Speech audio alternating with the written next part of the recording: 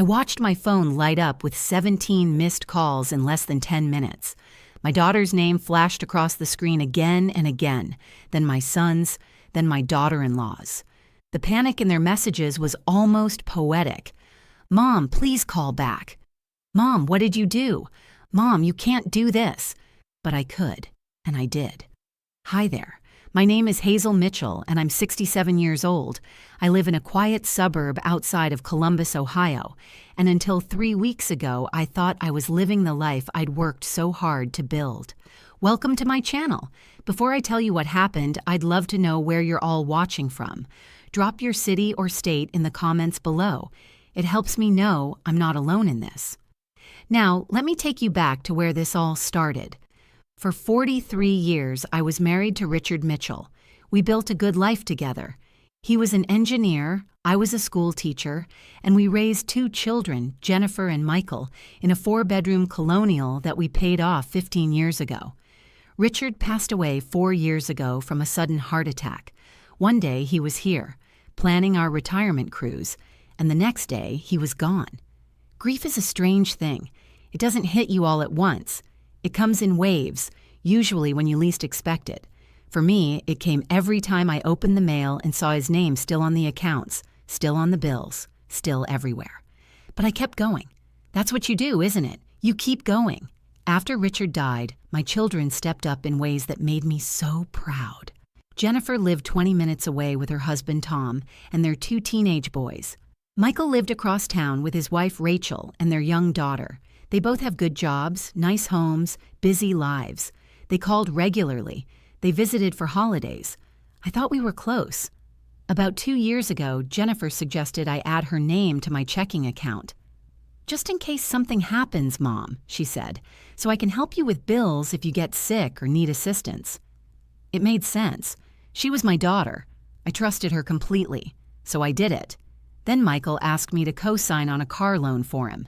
His credit had taken a hit during the pandemic, and he needed a reliable vehicle for work. "Just to help me get approved, Mom," he said. "I'll make all the payments. You won't have to do anything." He was my son. Of course I helped him. Jennifer's husband Tom started a small business, a landscaping company, and needed someone with good credit to help him secure a business loan. "You wouldn't have to pay anything, Hazel," he assured me. "Just sign as a guarantor. We'll handle everything." They were family. That's what family does. Rachel, Michael's wife, needed her name added to my credit card to build her credit back up after some financial troubles in her 20s. "Just as an authorized user, Hazel," she explained, "it'll really help me." How could I say no? The beautiful house Richard and I bought when we were just 30 years old, needed some updating.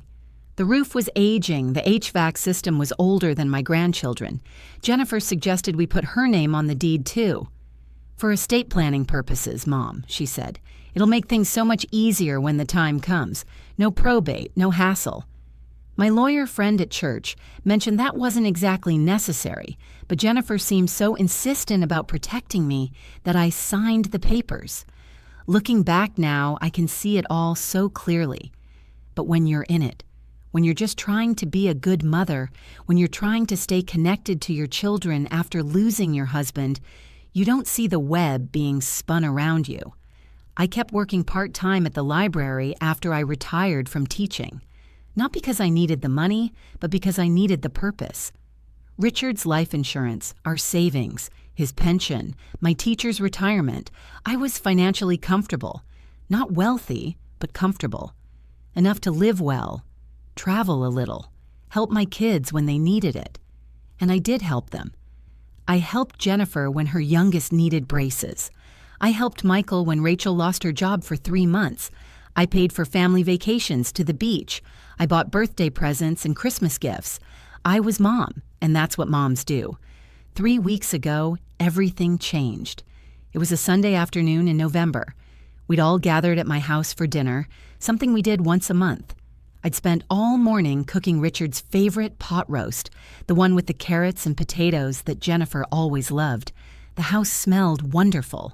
The table was set with the good china. Everyone arrived around 2 o'clock. The grandkids ran through the house like they always did. Tom and Michael stood in the kitchen drinking beer and talking about football. Rachel and Jennifer set the table and chatted about some sale at the mall. After dinner, after the kids had gone outside to play and the dishes were done, we all sat in the living room with coffee. That's when I brought it up. "I've been thinking," I said carefully, "about maybe selling the house." The room went quiet. Jennifer's coffee cup paused halfway to her mouth. "Selling?" Michael asked. "Why would you sell?" "It's too big for just me," I explained. 4 bedrooms, all this yard work.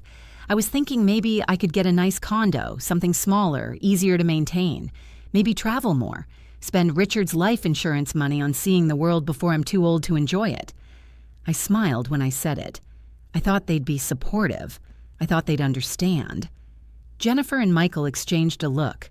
It was quick, just a flash, but I caught it. "Mom," Jennifer said slowly, setting down her coffee, "don't you think that's a bit impulsive?" "Impulsive?" I laughed. "I've been thinking about it for months."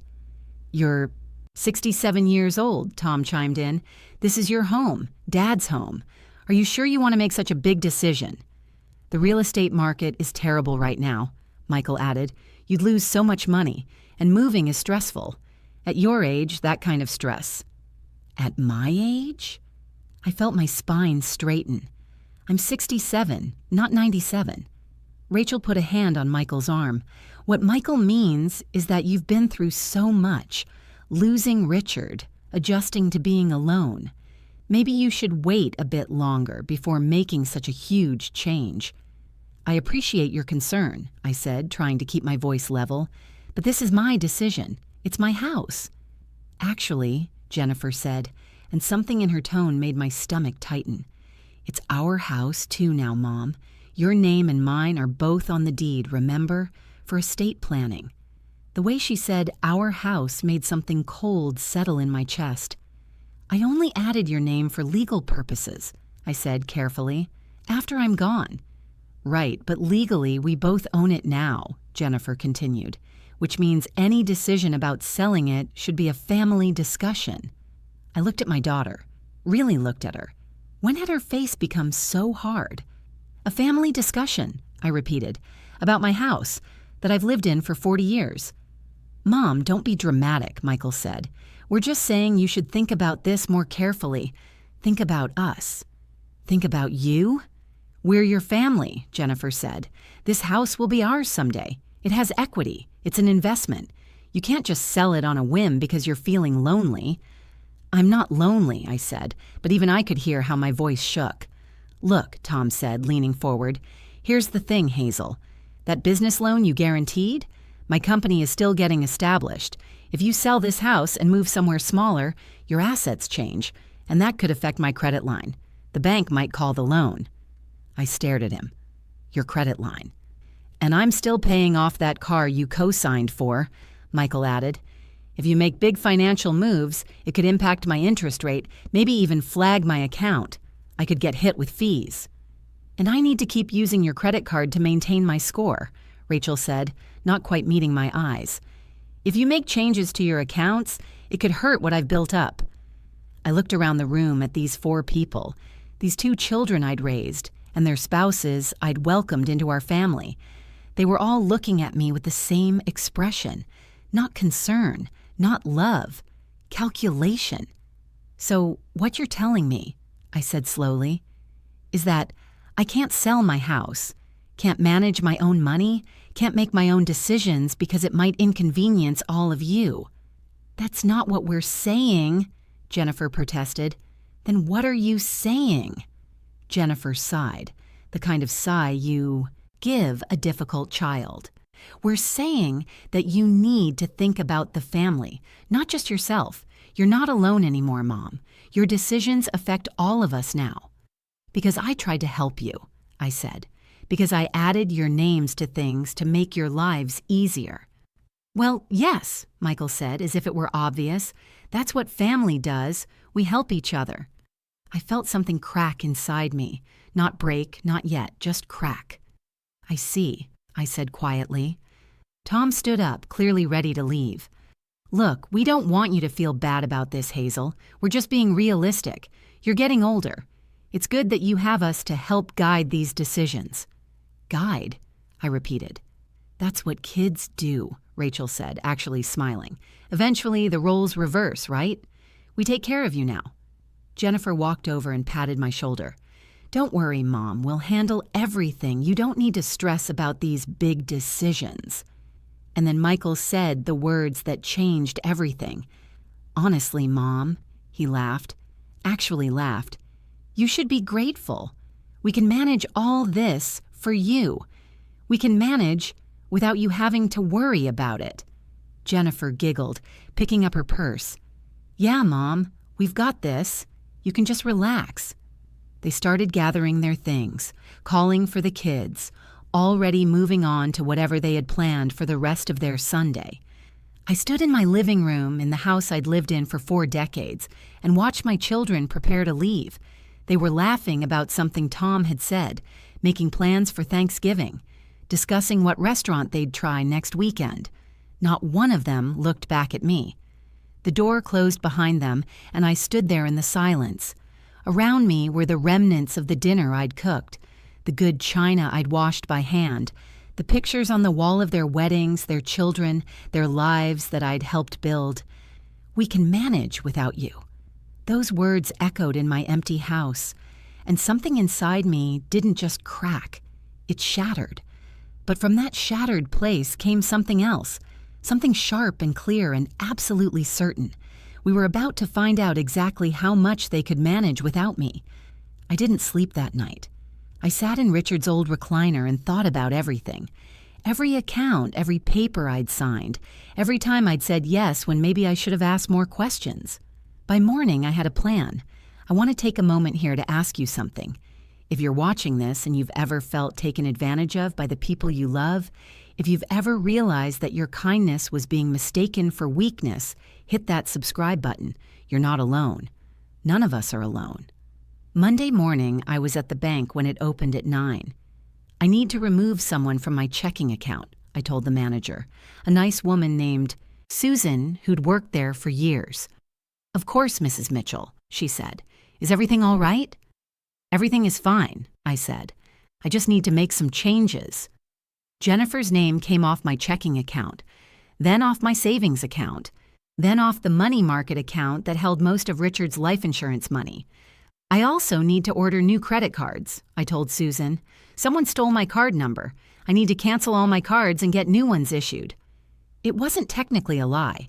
Someone had stolen something from me, just not my card number. "Would you like us to issue new cards to your authorized users as well?" Susan asked. "No," I said. "Please remove all authorized users from my accounts."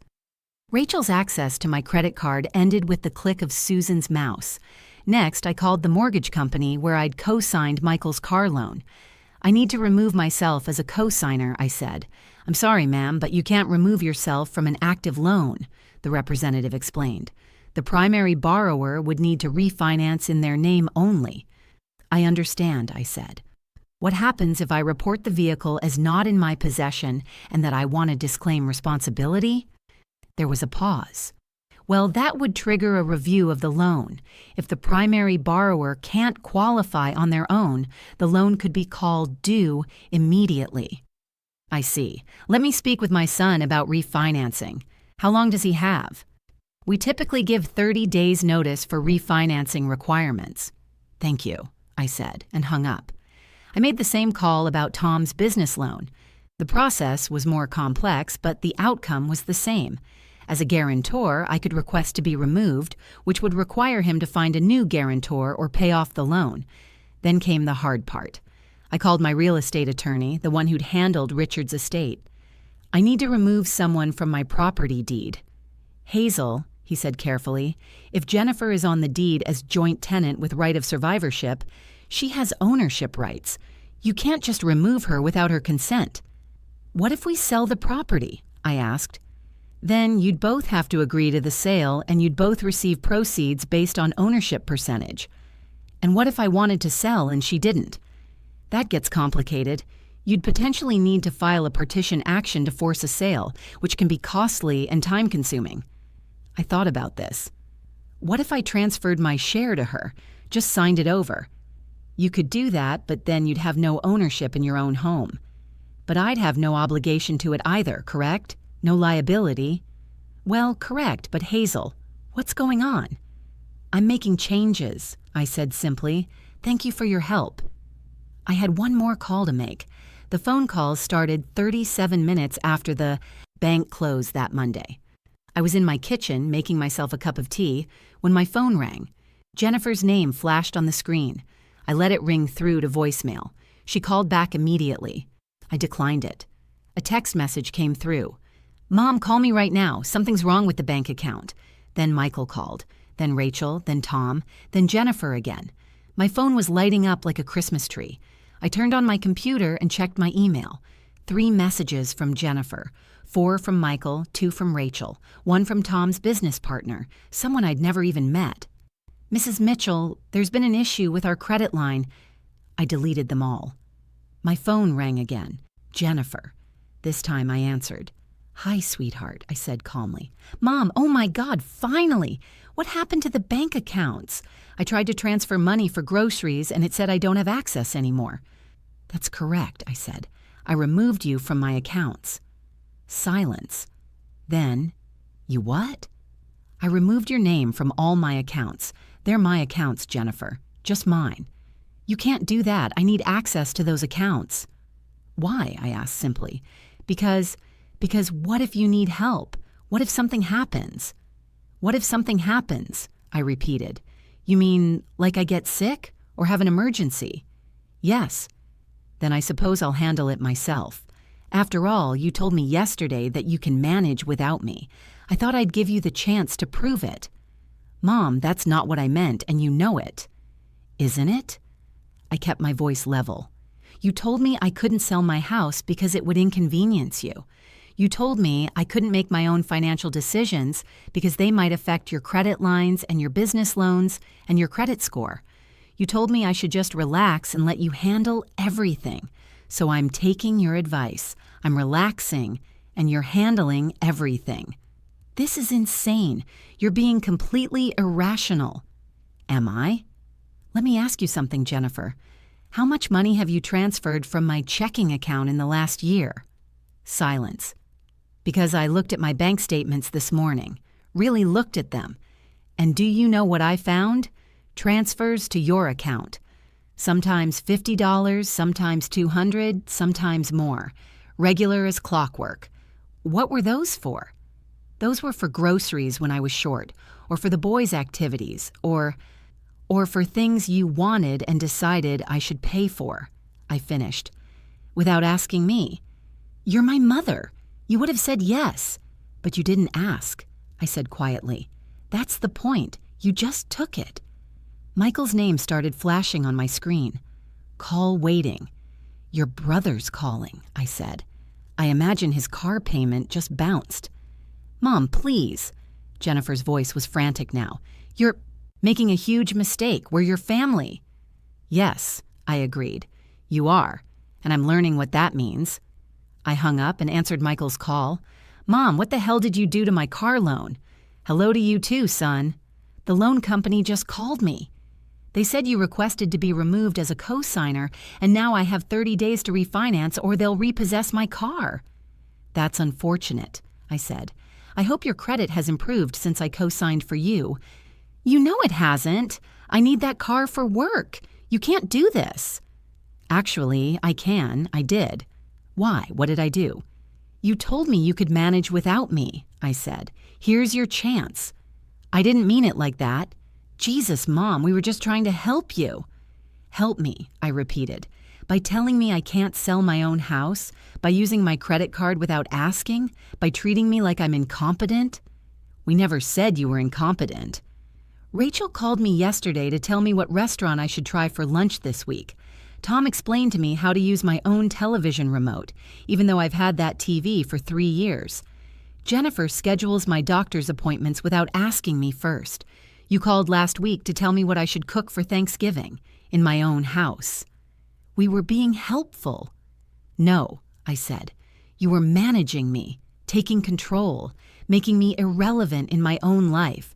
but you all made it very clear that you can manage without me. So now you're going to. This is ridiculous. You're acting like a child.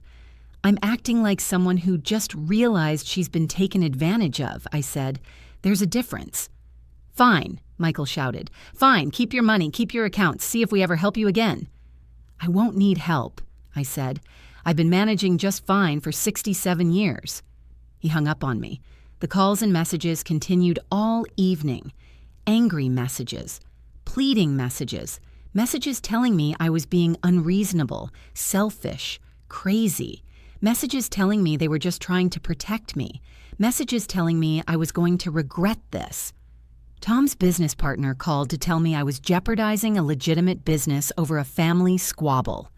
Rachel sent a long text about how hurt she was, how she thought I loved her like a daughter. How could I do this to her credit score? Jennifer left a voicemail saying she was concerned about my mental state and might need to look into options for my well-being. That last one made me laugh. It was a dark laugh, but still a laugh. I turned my phone off and went to bed. The next morning, I turned my phone back on to 43 new messages. I ignored them all and drove to my lawyer's office. I want to sell my house, I told him. He looked concerned. Hazel, we talked about this. Jennifer is on the deed. She'd have to agree. I know, I said. So, I'm going to make her an offer. I'll sign over my half of the house to her completely. She can have it, free and clear. You'd be giving up your home? Would I asked. Or would I be giving up a burden? That house is big and old and expensive to maintain. The roof needs replacing, the HVAC system is dying, the property taxes keep going up. If it's in her name only, all of that becomes her problem. The maintenance, the taxes, the insurance, everything. Understanding dawned on his face. And you'd be free to buy something smaller. Exactly. Something in my name only. Something no one can claim any piece of. She might not go for it. She will, I said confidently, because Jennifer likes to win. If I offer to just give her the house, she'll see it as a victory.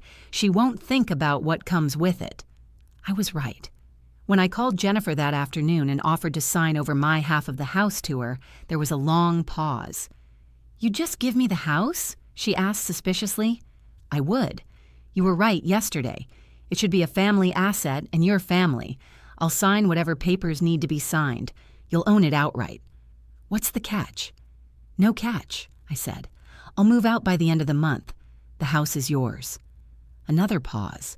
I could almost hear her thinking, calculating, convincing herself she'd won. Fine, she said finally. I'll take it. Wonderful. I'll have my attorney draw up the papers. But Mom, she added, her voice taking on that syrupy tone she used when she wanted something, maybe we should talk about the bank accounts too. I really do need access in case... No, I said simply and hung up. 3 days later, I signed the papers transferring the deed entirely to Jennifer's name. My attorney looked sad when I did it. Are you sure about this, Hazel? Completely sure, I said. That same day, I made an offer on a beautiful 2-bedroom condo in a new 55-plus community across town.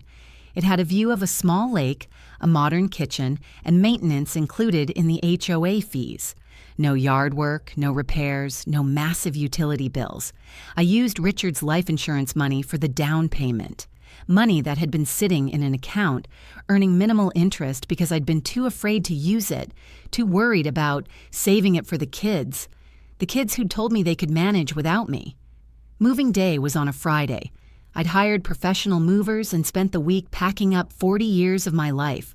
I took what I wanted, my clothes, my books, Richard's favorite chair, our wedding china, the photo albums, a few pieces of furniture that meant something. I left everything else.